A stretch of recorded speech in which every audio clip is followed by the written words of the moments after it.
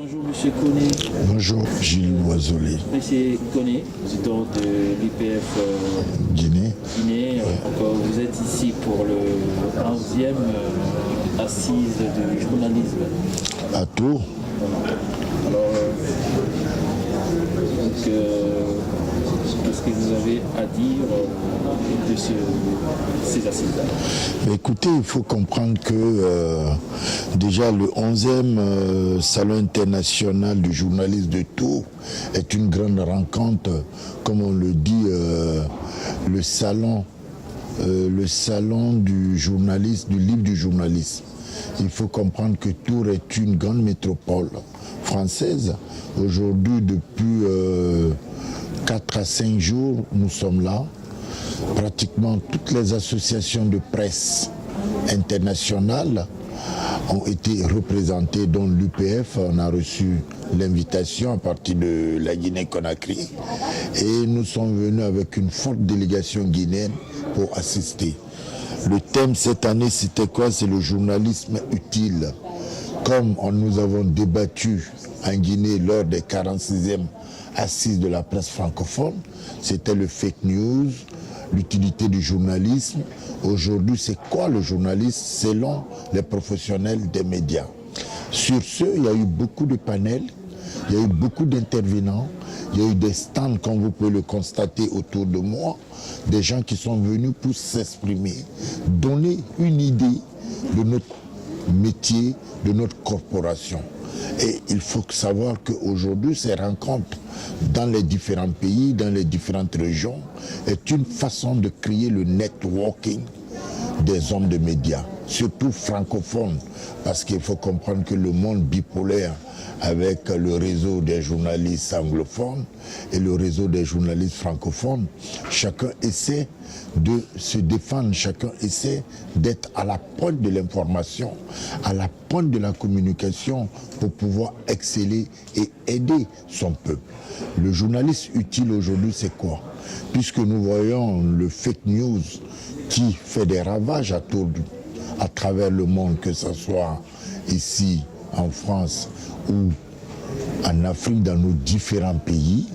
Et cela va sans dire que nous devrons faire attention à notre métier, nous devrons communiquer là-dessus, nous devrons apprendre à être utiles, surtout pour pouvoir dépasser les préjugés sur aujourd'hui ce que les autres font du corps du journaliste. Parce qu'aujourd'hui, le sérieux ou même les méventes de nos journaux est dû à quoi? La question reste posée. C'est la crédibilité que nous dégageons ou la place que les réseaux sociaux aujourd'hui jouent dans notre monde. Ça veut dire quoi? Ceux qui ont créé des entreprises de sociétés de presse, comment ils vont faire pour pouvoir rentabiliser, pour pouvoir avoir un plus? Sur toutes ces questions, il faut que nous comprenions, nous les hommes de métier, que nous devons faire plus de sérieux, nous devons faire nous devons créer plus de confiance entre nous et nos concitoyens. Je vous donne un exemple, tel que la Guinée, mon pays. Aujourd'hui, la presse écrite a beaucoup de soucis, puisque les gens n'achètent plus beaucoup les journaux. Pourquoi les gens n'achètent pas les journaux? C'est des questions qu'il faut se poser, essayer de corriger cela, amener les gens à aller dans les kiosques, amener les gens à visiter nos différents kiosques pour qu'on puisse acheter, pour que le journal papier puisse être une référence pour pouvoir travailler, pour pouvoir nous dire mieux tout ce que nous souhaiterons faire.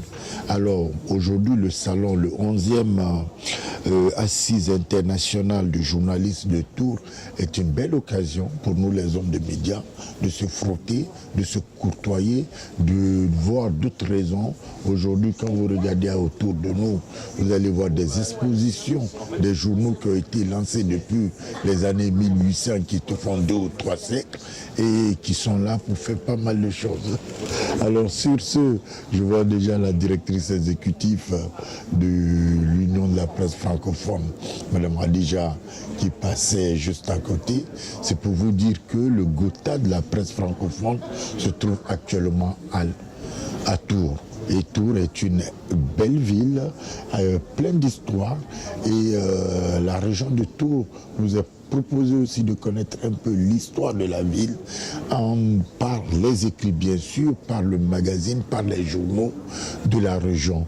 Pour nous, c'est une façon d'apporter toutes ces expériences dans nos différents pays, voir ou même pouvoir les implanter, discuter et partager ces informations avec mes confrères guinéens, pourquoi pas de la sous-région, pourquoi pas même de l'Afrique de l'Ouest, mes frères qui ne sont pas venus, que demain je puisse leur dire, écoutez, au salon de Tours, voilà ce qu'on a eu à discuter, voilà ce que j'ai vu, voilà des expériences que de l'autre côté, et dans l'Hexagone, précisément dans la région de la Loire, les Charentes-Maritimes, voilà un peu comment la presse évolue. Sur tout ça, pour nous, c'est de puiser ces informations, ces expériences d'ici pour pouvoir mettre à la disposition de nos pays, de nos confrères et mettre à la disposition des journalistes, même du continent, pour faire bouger les choses. Parce que, écoutez, quand vous regardez un peu le traitement d'informations que ces rédactions, il y a une école, l'école de journalistes de Lille qui est là actuellement, tout ça c'est une façon d'encourager, de dire que la presse a encore de l'avenir. Alors sur ce, je vous dirai merci et grosso modo, voilà ce qui s'est passé ici à Tours. On ne peut pas venir au salon du livre du journaliste et pas pouvoir acheter un livre, puisque les titres réellement sont tellement attrayants. Aujourd'hui, je sais exactement, après cette interview, que j'irai au stand du livre pour aller m'en procurer un ou deux. Pourquoi? Parce que le journaliste doit être formé, le journaliste doit être informé, le journaliste doit être curieux de savoir. Et pour nous, il faut avoir une horizon diverse de notre source d'inspiration, de nos sources de communication. Le journaliste doit être quelqu'un de moderne, quelqu'un d'actuel, comme on le dit. Il faut être factuel, il faut être dans le temps. Il faut pouvoir juger et pouvoir faire les croisements des idées pour pouvoir tirer une conclusion. Sur ce, les conclusions que nous tirons dans nos rédactions ou sur nos papiers, elles se font sur diverses informations. Voilà pourquoi on dit aujourd'hui qu'il faut faire attention à tout ce que nous racontons, tout ce que nous vivons sur les réseaux sociaux. Au-delà de ça, vous avez des bouquins qui traitent des sujets très intéressants, et ces sujets, on ne peut les avoir que dans des bouquins où des journalistes ont pris le temps d'investiguer, de travailler et de donner des conclusions très attrayantes. Alors tout à l'heure, je serai au stand de livres pour m'en procurer quelques livres qui sont des chefs-d'œuvre. Merci. On peut y aller. Et vous avez un livre Oui, voilà, je vous présente ce livre que je vais prendre tout à l'heure, Les Intouchables de l'État.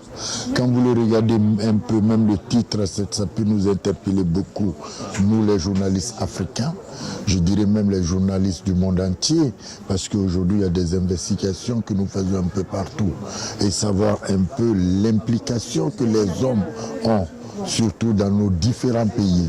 Et quand vous regardez le titre qui dit long et qui dit court, Les Intouchables d'État. Les Intouchables d'État, je crois que c'est écrit par Vincent Jauvert et de Robert Laffont.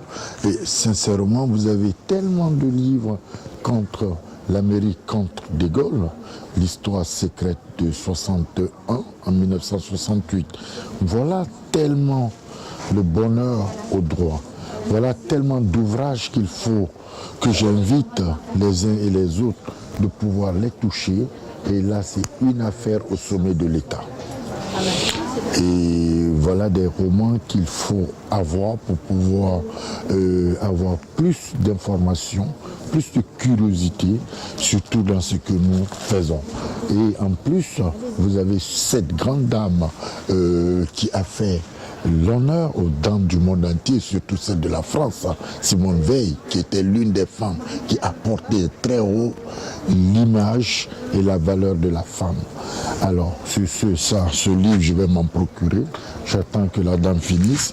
Prendre pour ma rédaction, mais dire aux autres journalistes que la possibilité de la réflexion, la possibilité de pouvoir se cultiver, il n'y a pas de limite. Et voilà, de ce genre de... C'est combien ça, s'il vous plaît, madame? Oui. Alors, je vais vous dire le prix. Oui. 19. 19, alors je vous donne 15 euros. On y va. Vous avez 18, 50, voilà.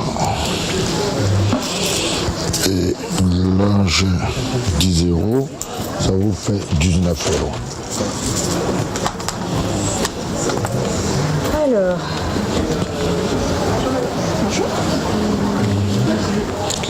voilà. Super, merci. Voilà. Et là, c'est pillé, il m'appartient. Je le ferai dédicacer tout à l'heure. Ah oui. Ouais. D'accord. Ouais, c'est à moi.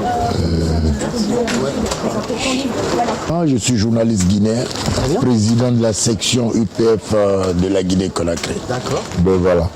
Là aussi, je l'ai présenté tout à l'heure. Je le disais que voilà des choses que le journaliste aujourd'hui, j'interpellais. Je disais qu'il faut lire. Puisque quand on dit président, la nuit vient de tomber, ça veut dire beaucoup de choses. Et celui-ci aussi, je vais le prendre. Je peux vous poser une question, monsieur Ardon. Alors, à l'époque, vous étiez aux États-Unis en tant que journaliste français ou étudiant ou... Non, journaliste. Parfait. Oui, j'étais journaliste et en fait je le suivais pour essayer de raconter ce que le président allait faire aux côtés des familles rescapées des tours du World Trade qui s'étaient effondrées 6 jours avant. Et donc il y avait des rescapés de la tour et Chirac est allé les voir un par un. C'était une cérémonie très émouvante avec des familles qui, pour certaines d'entre elles, avaient pris l'escalier en courant pour s'enfuir. Les tours se sont effondrées 2 heures plus tard et le monsieur était dans les bureaux. Et Chirac, il avait cette espèce de façon de parler, de rassurer. Il était... moi c'est une des thèses de mon livre. Ouais. Il avait dans sa main du magnétisme. Ouais. Alors après, c'est très africain ce que je vous raconte. Ouais. En Afrique, on croit beaucoup à ça. En Occident, assez peu. Mais moi, je crois beaucoup à un pouvoir, pas surnaturel, mais un magnétisme. Ouais. Il avait une force qui faisait que même ses ennemis politiques, il ne voulait pas l'affronter seul à seul, parce qu'il retournait tous les ennemis politiques. Il avait une façon de faire qui faisait qu'on ne résistait pas à Chirac. Vous ne pensez pas que c'était son physique élégant et puis l'intonation, surtout les verbes? Chirac, il avait un physique, il avait une attitude, il avait un corps, mais il avait aussi, ce que moi je décris dans le livre, les mains de Chirac sont des mains très particulières qui dégagent de la chaleur, qui dégagent de l'énergie.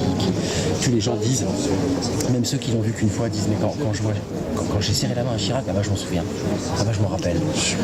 On n'oublie jamais une poignée de main avec Chirac ou un échange avec lui. Il était un peu hypnotisant. Après, Jacques Chirac, c'est un homme à multiples facettes. C'est un homme dont on sait qu'il a eu multiples femmes, je le raconte. C'est un homme qui a eu plusieurs vies politiques. Mais il y a un fil rouge chez lui, c'était la défense des civilisations. Aucune civilisation ne prend le pas sur l'autre. Donc l'art primitif et l'art africain, il estimait qu'il avait la même force que la Joconde. Et il disait toujours au patron du Louvre, l'art africain, l'art primitif, pour moi, c'est de l'art. Et beaucoup considéraient que c'était pas de l'art. C'était des objets usuels. Non, lui disait c'est de l'art. Donc vous allez me mettre au même endroit dans le Louvre. Et il a créé le musée du Quai Branly. Quai Branly, j'ai été visité avec le président guinéen il y a de cela une année. Voilà. Et quand la dernière visite d'État du chef de l'État guinéen Alpha Condé, j'y étais et on a visité avec Ségolène Royal qui était avec nous. Et de passage, il y a le directeur du musée qui parlait de l'image que le président Jacques Chirac voulait donner et là, c'est fort d'avoir joué au musée. Rassembler les continents à travers la culture, en expliquant et en se battant, pour dire qu'il n'y a pas de grande et petite culture, il n'y a pas de sous-culture ou de grande culture. Et donc ça impliquait notamment l'art africain, pour lequel il avait beaucoup d'amour. Et je décris un personnage assez intéressant qui s'appelle Jacques Kershach, qui était un explorateur, qui est allé chercher des œuvres vaudou. Alors le vaudou ne touche pas la Guinée, je ne crois pas. Non, ça touche le Bénin, le Bénin, le Nigeria, Ghana voilà. et un peu le Cameroun. Et un peu le Cameroun. Ouais, Absolument. voilà.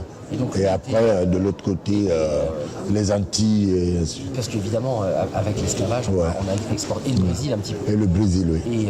Et lui était très intéressé par l'art vaudou et Jacques Kershach l'a beaucoup éveillé à l'art africain en lui expliquant justement cette thèse. Il disait mais il faut impérativement qu'il n'y ait pas de différence de culture. Il ne peut pas y avoir de différence de culture. Et ça c'était très important. Et Chirac en fait nous a menti toute sa vie. Il nous a fait croire que c'était un président un peu franchouillard, parfois un peu vulgaire.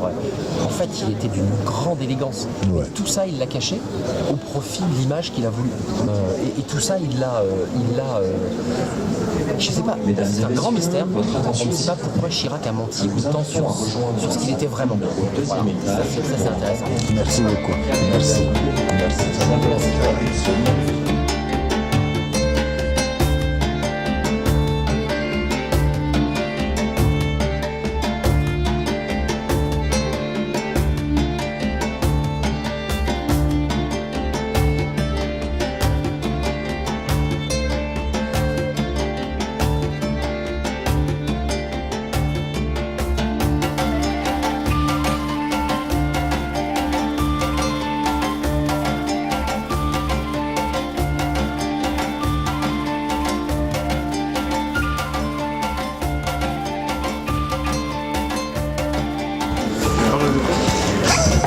La presse, le pouvoir et l'argent. Il arrive que la presse n'est pas bonne presse.